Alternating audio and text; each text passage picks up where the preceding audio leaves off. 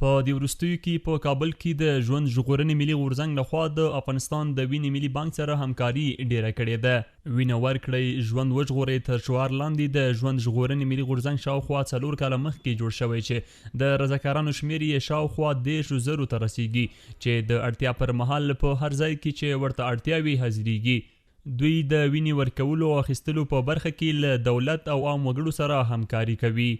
د ژوند ژغورنې ملي غورځنګ چې یو خیریه کار ده د الله د رضا لپاره یو کار شروع کړی ده چې هغه د خلکو ژوند ژغورل دي چې دا کسان چې دي زمونږ چې مستقیم مونږ ورسره په اړیکه کې یو او دغه اهل ځل لپاره کار کوو تر څو د ورور مشکل حل شي.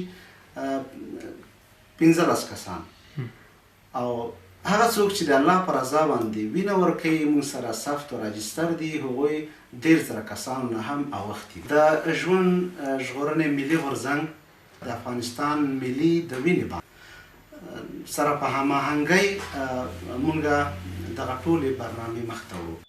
دا بیا په پلازمینه کابل کې د روغتیا وزارت اړوند د وینې ملي بانک دی. دې ځای ته د ورځې په لسګونه خلک په رضاکارانه توګه وینه ورکوي چې بانک بیا په ویډیا توګه نورو هیوادوالو سره شریکوي. د یاد بانک د مسؤلینو په خبره چې دوی ته هر ورځ په لسهاو وګړي د وینې اخیستو لپاره مراجعه کوي. د یاد بانک اساسي دنده د وینې اخیستل، ساتل او توزیع کول دي. موږ هغه مریضان لرو چې هغه دوامدار وینې ته ضرورت لري، لکه تلاسیمیا مریضان دي یا د هیموفیلیا مریضان دي چې هغه د وینې د اجزاو ته پلازما ته او کرایوپرسپیټي ته ضرورت لري. نو دا زموږ دوامدار مریضان دي. دوامدار ناروغان د تلاسیمیا او د هیموفیلیا 40 تر 60 مریضان د ورځې د وینې ملي بانک ته مراجعه کوي او دیو ته وینه تطبیقي. ژوند ژغورنې کم ملګري یا بنسټ یا ټیم چې دا خدمات وړاندې کوي دا د وینې د ملي بانک یو قوي بازو دی. یاد بانک ته راغلي رضاکاران وایي خوشحاله دي چې دلته خپله وینه ورکوي تر څو د نورو هیوادوالو ژوند وژغوري. خو دوی له روغتیا وزارت غواړي چې په دغه برخه کې عامه پوهاوی وکړي تر څو لا ډیر خلک راشي او وینه ورکړي. دلته د موږ یو وطن ده چې زوی لږ مریض و د هغه لپاره یو 250 سیسي خون ورکوم. ورا ښه احساس لرو چې یو چاته د موږ یو خیر ورسیږي دا ښه ده. زما خو تراس 2 طفلکوم تلسیما زما 2 ماشومان په شپږ میاشتنۍ کې په تلسیما ناروغۍ اخته دي. اوس یو 10 کلن بل 2.5 کلن دی. هره میاشت ورته وینه تطبیقوم. د وینې ملي بانک د مسؤلینو د کور ودان وي زما سره ډیره همکاري کړې او لا یې هم کوي. بلخوا بیا روغتیا وزارت د ټولو همکارو بنسټونو له همکارۍ هرکلی کوي او وایي چې لا هم په ټول هیواد کې شاوخوا 400 وګړو ته د وینې اړتیا ده.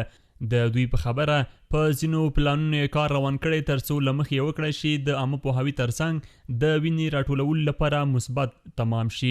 د عموم کې د مخکې څخه د ناروغانو هغه تقاضا کمه شوې ده خو بیا هم دلته اړتیا لیدل کېږي چې موږ په افغانستان کې د 4,000 څخه پورې تلسیمیا ناروغان لرو. همداسې نسوي ولادي واقعاتو کې همداسې په جراحي واقعاتو کې وینې ته اړتیا پیدا کېږي. نو اړتیا دلته دا لیدل کېږي چې دوامدار شکل سره زموږ ځوانان وینه ورکړي تر څو د بانکونو هغه کوم ضرورت چې دغه پوره شي. په دغه برخه کې خو 2 ډوله خلک مسؤل دي. یو د عامه روغتیا وزارت او دغه ترڅنګ د ټولنې مخور خلک یا هغه خلک چې ټولنیز فعالان دي. د دې ترڅنګ د عامه روغتیا وزارت موږ چې کله وخت په وخت د رسنیو څخه معلومات شریکو مرکې کو هدف مو همدا وي چې خپل هیوادوال ته د وینې ورکړې په اړه باندې کافي معلومات ورکړو تر څو هغه سوء تفاهم چې دوی په ذهنونو کې موجود دغه ختم شي. په افغانستان کې به داسې هیڅ ځوان پاتې نشي چې هغه د وینې ورکړې څخه ویره ولري. د یادونې وړ ده چې لا هم په افغانستان کې د وینې راټولولو په برخه کې ډیر کار نه دی شوی چې له امله یې وخت نا وخت خلک د وینې اخیستو په برخه کې له ګڼو ستونزو سره مخ کیږي.